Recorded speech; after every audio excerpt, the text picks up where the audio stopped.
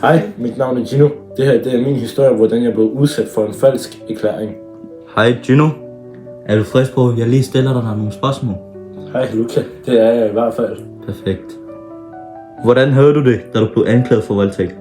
Kan du beskrive dine tanker og følelser i det øjeblik, du blev anklaget?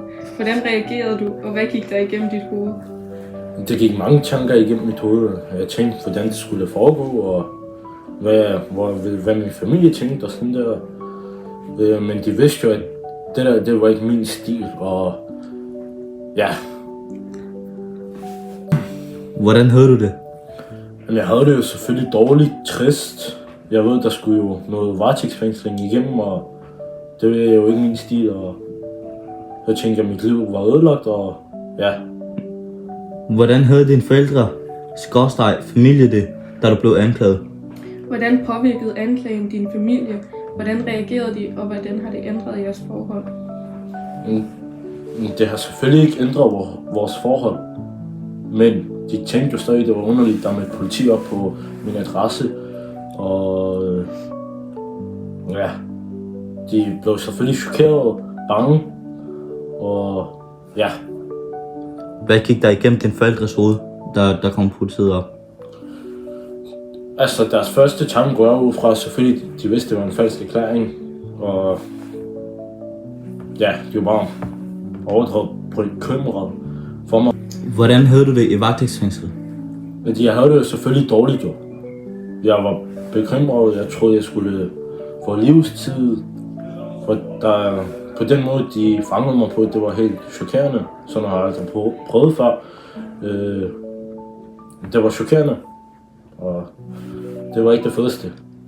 Hvordan var folk mod dig i fængslet? De var okay. De var jo ikke mine bedste venner jo. Så de er jo selvfølgelig sådan lidt hårde jo. Har varetægtsfængslet haft en påvirkning på dit arbejdsliv, og står det på dit straffeattest? Altså, selvfølgelig står der, hvad jeg har gennemgået. Det kommer der altid til at stå, men det er ikke sådan, det står på min straffeattest. De ved bare, hvad der er sket før, men jeg har ikke fået plet for noget. Så de kommer jo altid at se, der har været noget. En falsk erklæring er en mands største mareridt. Og altså, hvordan siger du det? Ja, når man kommer ind for sådan noget i noget varetægtsfængsling, så kan du ikke sige, for det er jo noget, det er det værste, du kan sige, har jeg hørt.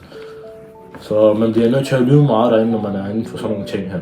Da du returnerede til dit gamle liv i Skælskør efter varetægtsfængslet, hvordan havde det nogen påvirkning, at du var blevet stemplet som en sexforbryder?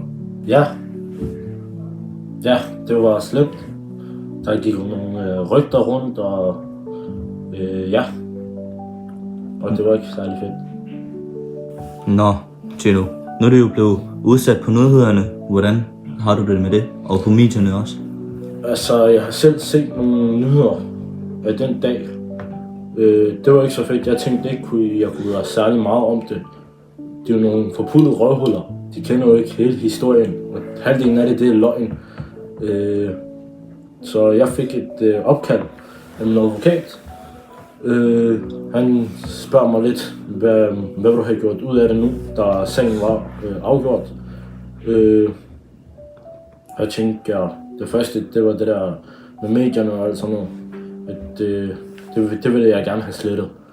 Så siger jeg det til ham, så fik han det klaret, og så blev det slettet. Og hvordan havde du det, da det blev slettet?